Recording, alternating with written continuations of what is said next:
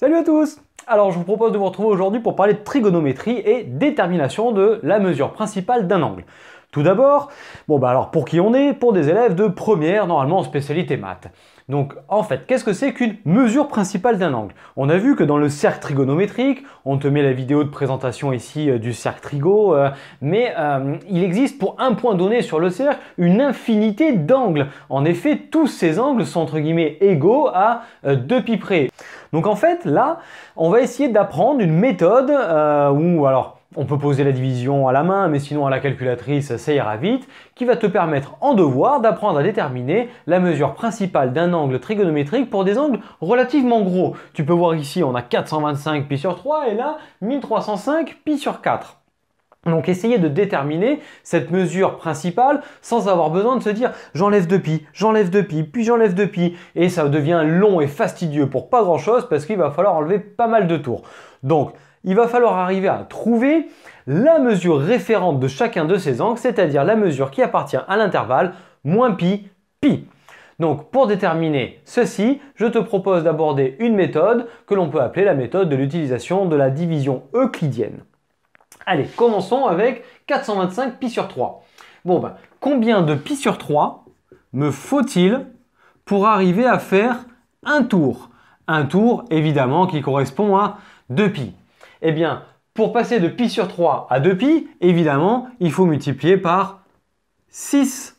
L'astuce, c'est de prendre le dénominateur, de le multiplier par 2 et ça te donne la valeur qui est ici. En effet, 3 fois 2, ça fait 6. Donc en fait, là, ce que tu vas faire, c'est que tu vas commencer à faire 425 divisé par 6. Donc là, en fait, tu es au brouillon. Tu ne mets pas ça sur ta copie. Donc au brouillon, tu prends 425 divisé par 6, tu regardes combien ça fait à peu près, et la chose qui t'intéresse dans ce calcul, c'est de regarder le premier chiffre après la virgule. Le deuxième, le troisième ne t'intéresse pas, même pour les arrondis. Donc uniquement le premier chiffre après la virgule. Donc maintenant, on regarde combien ça fait 425 divisé par 6 et ça fait environ 70,8. Donc environ égal à 70,8. C'est ce chiffre-là qui nous intéresse pour savoir quel est l'arrondi que l'on va faire. Eh bien, je te donne la méthode, essaie de bien la retenir, note-la. Si le chiffre des dixièmes, donc le premier chiffre après la virgule, est 5, 6, 7, 8 ou 9, eh bien dans ce cas-là, tu arrondis au-dessus, c'est-à-dire à 71.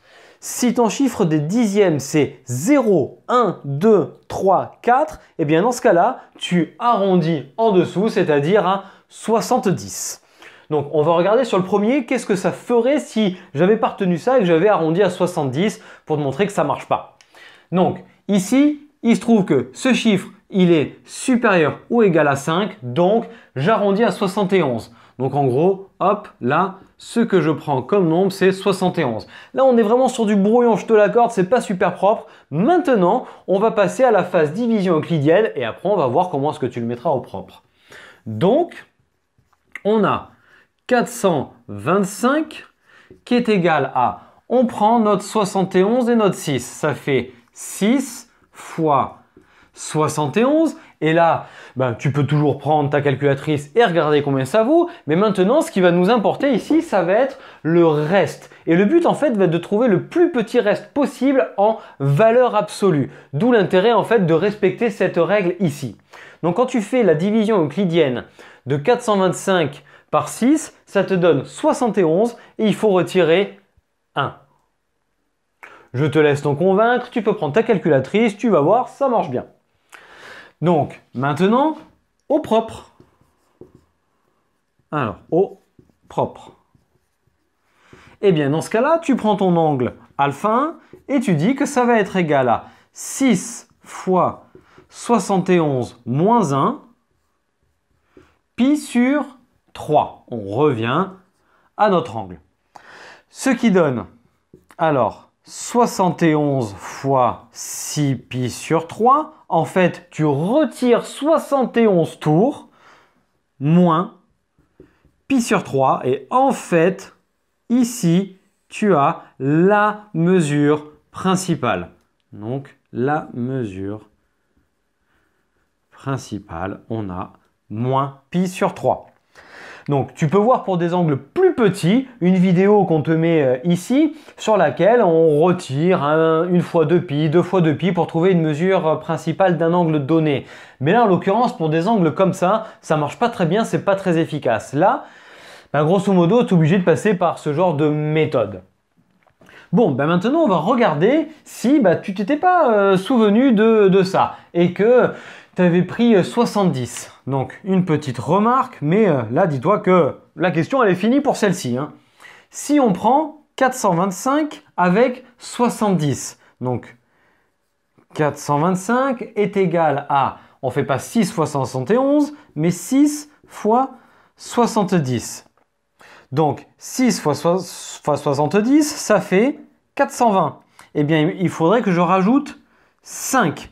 Ce qui fait qu'en reprenant ça, j'obtiendrai ici comme mesure entre guillemets principale qui me mènerait à 5 pi sur 3. Et il se trouve que 5 pi sur 3, ça n'appartient pas à moins pi, car, je te le rappelle, super cercle trigo, 5 pi sur 3, c'est ici. Et la mesure principale de la valeur qui est là, c'est moins pi sur 3 et non 5 pi sur 3. Bon, maintenant, on va mettre en application, sans faire cette dernière partie, sur cet angle-là, qui est encore un petit peu plus grand pour travailler ça. Donc, en l'occurrence, là, il faut commencer toujours par la phase brouillon et prendre le numérateur, 1305, et le diviser par, on a dit, combien de fois pi sur 4 me faut-il pour faire un tour? On prend le dénominateur fois 2, donc on le fait avec 8, vu que le dénominateur c'est 4. Donc 1305 divisé par 8. Et là, on n'oublie pas que ce qui nous intéresse là-dedans, c'est de regarder le chiffre de dixième. Donc, indépendamment de ce qui se passe sur le reste, regarde, là, je vais tous te les marquer, ceux qu'on obtiendrait en tapant à la calculatrice. Et ça te donne 163,375. 163,375. Eh bien, je te dis que les chiffres ici, on s'en fout. Ce qui compte, c'est le 3 qui est derrière. Je ne vais pas dire 163,4, je vais dire 163,3. Donc, ce chiffre-là, qui est celui qui nous intéresse, c'est un 3, c'est-à-dire qu'il est dans l'intervalle 0, 1, 2, 3, 4. Donc, en fait, on va arrondir en dessous, c'est-à-dire à 163. Donc, maintenant qu'on a ça, toujours au brouillon, on prend notre nombre 1305. On dit donc que c'est égal à 163 fois 8. Et donc, toujours dans ce cadre de la division euclidienne, on va déterminer ainsi le reste de la division euclidienne de 1305 par 8. Et donc, 1305 est égal à 163 fois 8 plus 1. Et donc, maintenant que l'on a fait ça, on repasse au propre. Hop.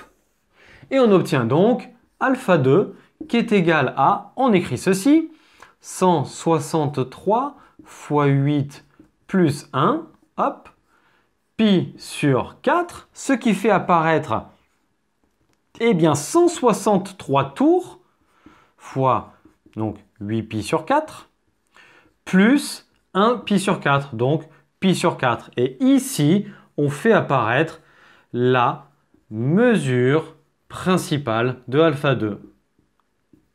Donc tu imagines si ton professeur t'a dit tiens, pour déterminer la mesure principale, on retire des 2pi, on voit ce que ça donne. Il aurait fallu que tu en retires 163. Donc autant te dire que ça fait un paquet de calculs un petit peu long et fastidieux quand cette méthode, je trouve, est plutôt simple. Si tu as accès à ta calculatrice, tu tapes ça, tu trouves ton résultat et ensuite toi au propre, tu ne marques que cette partie-là, mais vraiment uniquement ce qui est ici.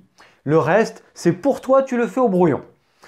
Bon, bien écoute, j'espère que tu es arrivé à bien comprendre comment on détermine cette mesure principale d'un angle en utilisant la méthode donc, de la division euclidienne en cherchant le plus petit reste en valeur absolue possible. Donc, je te remercie d'avoir suivi cette vidéo jusqu'au bout. Et si elle t'a plu, merci de me lâcher un petit pouce vers le haut, de la commenter, de la partager auprès de tes amis, puis ensuite venir t'abonner à la chaîne en activant la cloche, venir nous voir sur Internet, nos réseaux sociaux Facebook et Instagram. Et d'ici à la prochaine vidéo, je te souhaite une très belle journée, je te dis à très bientôt. Allez, ciao à tous!